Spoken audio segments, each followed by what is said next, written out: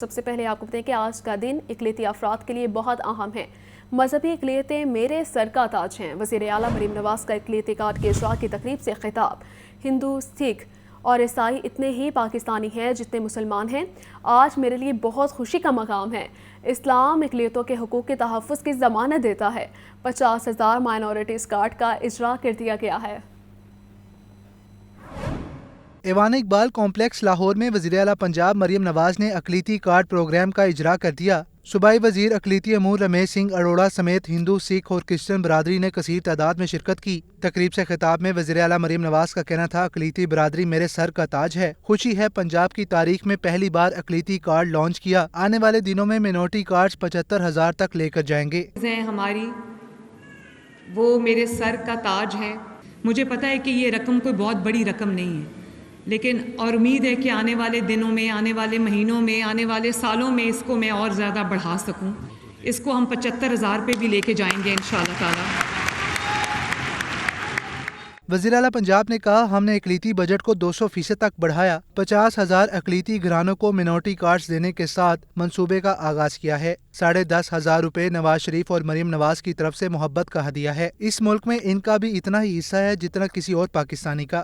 50,000 گھرانوں کو یہ مائنورٹی کارڈ اس کا آغاز آج سے ہو گیا ہے، اور ہر 3 مہینے کے بعد آپ کو 10,500 روپیہ جو بیوائیں ہیں، جو یتیم بچے ہیں اور جو نادار مائنورٹیز کے گھرانے ہیں، ان 50,000 گھرانوں کو یہ کارڈ دینے کا آغاز آج سے ہو گیا ہے۔ یہ کارڈ آپ کو مل جائیں گے اور ہر 3 مہینے کے بعد آپ کو حکومت پنجاب کی طرف سے 10,500 روپیہ ملے گا۔ وزیر اعلیٰ پنجاب نے اقلیتی برادری کے افراد میں مینورٹی کارڈز تقسیم کیے۔ وزیر اعلیٰ مریم نواز کا کہنا ہے کہ مہنگائی 38 سے 4% پر آ گئی ہے۔ فری مارکیٹ اکانومی ترجیح ہے، مگر غریب کے لیے نرخ نہیں بڑھنے دیں گے۔ پنجاب انفراسٹرکچر کا انقلاب لائیں گے۔ وزیر اعلیٰ مریم نواز سے ایئر وائس مارشل راشد حبیب کی قیادت میں پاکستان ایئر وار کورس کے وفد کی ملاقات۔ وزیر اعلیٰ مریم نواز نے کہا کہ پاک فضائیہ نے پاک فضاؤں کی نگہبانی کے لیے قابل قدر کارنامے سر انجام دیے۔ مہنگائی 38 سے 4% پر آ گئی۔ فری مارکیٹ اکانومی ترجیح ہے، مگر غریب کے لیے نرخ نہیں بڑھنے دیں گے۔ تجاوزات اور مہنگائی کنٹرول کرنے کے لیے نئی اتھارٹی قائم کر دی۔ وزیر اعلیٰ مریم نواز نے مزید کہا کہ غذائی قلت کا شکار بچوں کے لیے فری میل پروگرام شروع کرنے سے داخلے بڑھ گئے۔ اسکول آؤٹ سورس کر کے تجربہ کار لوگوں کو دے رہے ہیں۔ پورے لاہور کو ریویمپ کیا جائے گا۔ پنجاب میں جلد ای ٹیکسی سروس شروع ہوگی۔ چین سے لیکوئڈ نائٹروجن سے کینسر کا علاج کرنے والی کرائب سرجری کی مشین لگائیں گے۔ عوام کو مریم نواز ہیلتھ کلینک میں انگلینڈ کے لیول کا ماحول ملے گا۔ وزیر اعلیٰ مریم نواز نے کہا کہ صوبے میں انفراسٹرکچر کا انقلاب لائیں گے۔ 5 سال کے بعد ایسا پنجاب چھوڑ کر جائیں گے جہاں کوئی سڑک ٹوٹی ہوگی، نہ ہی سیوریج سسٹم خراب ہوگا۔ پاکستان میں گردوں کی بیماریوں میں خطرناک حد تک اضافہ جاری ہے۔ گورنر پنجاب سردار سلیم حیدر کہتے ہیں کہ اس ملک کا المیہ ہے کہ کوئی اچھا کام بھی کرنا چاہے تو بہت رکاوٹیں آتی ہیں۔ ڈائلسس کے حوالے سے لوگ بہت مشکل میں ہیں۔ فلاحی تنظیم کے ڈائلسس سینٹر کے افتتاحی تقریب میں گورنر پنجاب کا مزید کیا کہنا تھا، جانتے ہیں محمد بلال کی اس رپورٹ میں۔ علامہ اقبال ٹاؤن میں فلاحی تنظیم کے ڈائلسس سینٹر کی افتتاحی تقریب۔ گورنر پنجاب سردار سلیم حیدر کا تقریب سے خطاب میں کہنا تھا کہ گردوں کی بیماری کے حوالے سے پاکستان دنیا کے پہلے 4 ممالک میں شامل ہے۔ ڈائلسس کے حوالے سے ہمارے لوگ بہت مشکل میں ہیں۔ راول پنڈی سے ایک غریب آدمی نے کہا، ہفتے کا 15 سے 20 ہزار خرچ کیسے کروں؟ اللہ نے آپ کو گورنر بنایا تو ڈائلسس سینٹر ہی بنوا دیں۔ پنڈی گیب تحصیل ہے، اس کے ایک دور دراز گاؤں ہے، توت نکا اسے کہتے ہیں۔ وہاں کے ایک بندہ تھا، میں جانتا نہیں اس کو، اس کی مجھے کال آئی کیونکہ میں عام پبلک کے فون سنتا ہوں اور لگاتار سنتا تھا۔ تو اس نے مجھے کہا کہ سردار صاحب تسی گورنر بن گئے ہو، اللہ نے بڑا شکر ہے کہ اٹک آئی عزت ملی، تے میں غریب آدمی ہاں، میرا ہفتے سے 2 دفعہ ڈائلسس ہونا اور میرے مارے بڑی مشکل ہے کہ میں اس توت نکے چوں 130 کلومیٹر جا کے پنڈی اور اسلام آباد سے جا کے ہفتے سے 2 دفعہ کرانا۔ غریب آدمی ہاں، میرے 15 تو 20 ہزار روپیہ ہفتے نہ لگ وینا، آنا جانا اور ڈائلسس کرانا، اتنے بھی پیسے دے کے تے اللہ گورنر بنایا تے سارے تو پہلے یہ کرے کہ اسا غریباں واسطے ڈائلسس سینٹر بناوے۔ گورنر پنجاب نے کہا، پنجاب کے دور دراز اضلاع میں ڈائلسس جیسی سہولیات نہ ہونے کی وجہ سے لوگ وفات پا جاتے ہیں۔ ڈائلسس کی فراہمی عظیم کام ہے۔ اپنی تحصیل کے لیے ڈائلسس سینٹر کا اعلان ہونے پر شکر گزار ہوں۔ میں نے یہاں آ کے ان سے پھر گزارش کی، انہوں نے مہربانی کی اور اب پنڈی گیب میں جو ہے وہ پنڈی گیب جو سرکاری ہسپیٹل ہے وہ تقریباً 90% وہ سینٹر جو ہے مکمل ہو چکا ہے، اور بہت جلدی امید ہے کہ انشاءاللہ آپ کو ساتھ لے کے اس کا بھی افتتاح کریں گے۔ اور آپ کا بھی بہت شکریہ ادا کرتا ہوں، آپ نے فتح جنگ کے لیے بھی اناؤنس کیا۔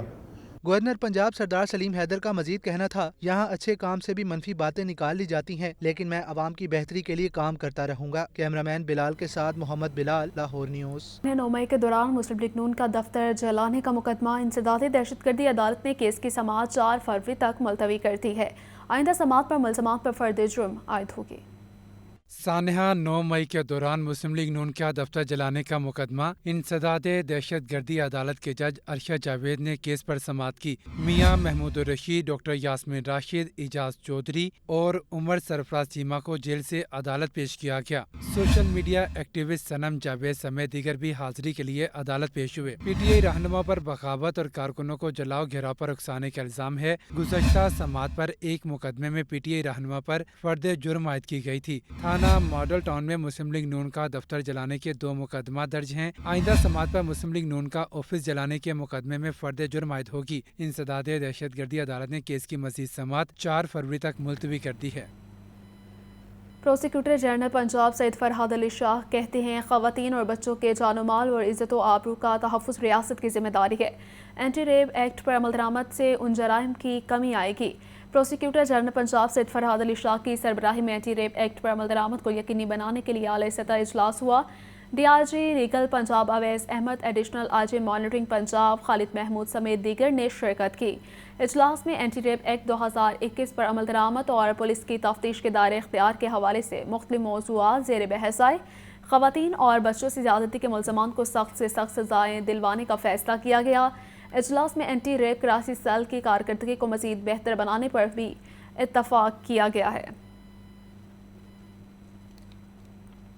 اہل لاہور کے لیے اچھی خبر، والٹن میں میجر اسحاق شہید فلائی اوور عوام کے لیے کھول دیا گیا ہے۔ سابق وفاقی وزیر خارجہ سعد رفیق نے منصوبے کا افتتاح کیا اور وہ کہتے ہیں، راستے بند کرنے کا قائل نہیں، مذاکرات کرنے چاہیے۔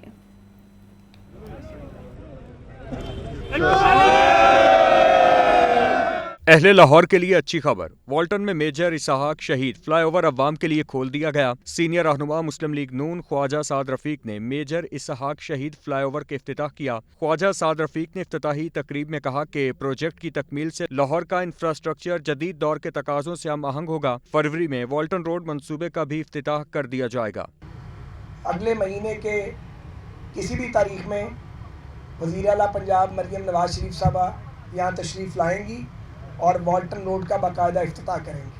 خواجہ سعد رفیق نے صحافیوں کی سیاسی صورتحال سے متعلق سوال پر کہا کہ مذاکرات کرنے چاہیے، میں راستے بند کرنے کا قائل نہیں، ملک راستے بند کر کے کبھی نہیں چلا۔ یہ بھی اپیل کرنا چاہتا ہوں جن لوگوں نے تجاوز کیا ہوا حدود سے کہ وہ اپنی بلڈنگز خود ہی پیچھے کر لیں اور 212 فٹ کی جو بلڈنگ لائن ہے اس کو فالو کریں۔ پہلی کوشش یہ ہوگی کہ بات چیت کے ذریعے مسئلہ حل ہو اور لوگ رضاکارانہ طور پہ جنہوں نے اسٹیٹ لینڈ پہ کچھ بنایا ہوا وہ پیچھے ہٹ جائیں۔ فلائی اوور کی تعمیر پر 1 ارب روپے لاگت آئی ہے۔ افتتاحی تقریب میں C E O C B D Punjab Imran Amin اور سابق M P A Mian Naseer, M P A Yasin Sahal بھی موجود تھے۔ کیمرامین حافظ بلال کے ساتھ زین العابدین، لاہور نیوز۔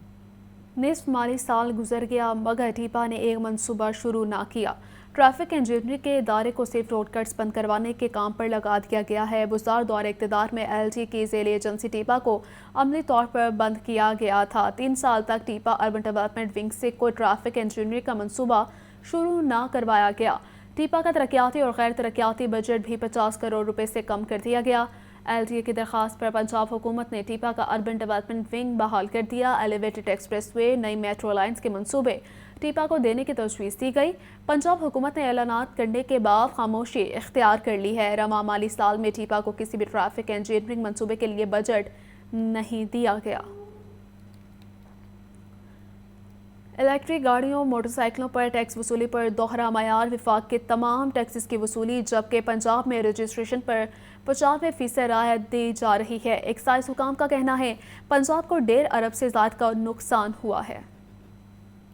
EV पॉलिसी से पंजाब के एक्साइज डिपार्टमेंट को नुकसान होने लगा। एक्साइज हुकाम का कहना है कि 51 किलोवाट इलेक्ट्रिक गाड़ी से वफाक 3,61,000 जबकि पंजाब के 1,15,000 रजिस्ट्रेशन बनती है, जबकि पंजाब की वसूली सिर्फ 5700 रुपए हो रही है। 85 किलोवाट वाली इलेक्ट्रिक गाड़ी से वफाक 3,50,000 जबकि पंजाब के 1,30,000 रजिस्ट्रेशन बनती है, वसूली सिर्फ 6500 रुपए। 120 किलोवाट वाली इलेक्ट्रिक गाड़ी से वफाक 11,07,000 जबकि पंजाब के 10,71,000 रजिस्ट्रेशन बनती है, वसूली सिर्फ 53,500 रुपए। इसी तरह 145 किलोवाट और 220 किलोवाट की इलेक्ट्रिक गाड़ियों में पंजाब खिसारे में है। एक्साइज हुकाम का कहना है कि गाड़ियों की कीमतों के मुताबिक वफाक मुकम्मल टैक्स जबकि पंजाब सिर्फ 5% रजिस्ट्रेशन ले रहा है। गुज़िश्ता एक साल में पंजाब में 10,300 इलेक्ट्रिक मोटरसाइकिलें, 1140 इलेक्ट्रिक कारें और 21 इलेक्ट्रिक रिक्शे रजिस्टर्ड हुए। आतिफ परवेज, लाहौर न्यूज़। लाहौर के आबोहवा को साफ रखने का अज़म, शहर में अब धुएं से पाक इलेक्ट्रिक बसें सड़कों पर दौड़ेंगी। मंसूबे के पहले मरहले में 27 इलेक्ट्रिक बसें लाहौर पहुंच गई हैं। ग्रीन टाउन बस डिपो में मज़ीद 6 इलेक्ट्रिक बसें पहुंच गईं।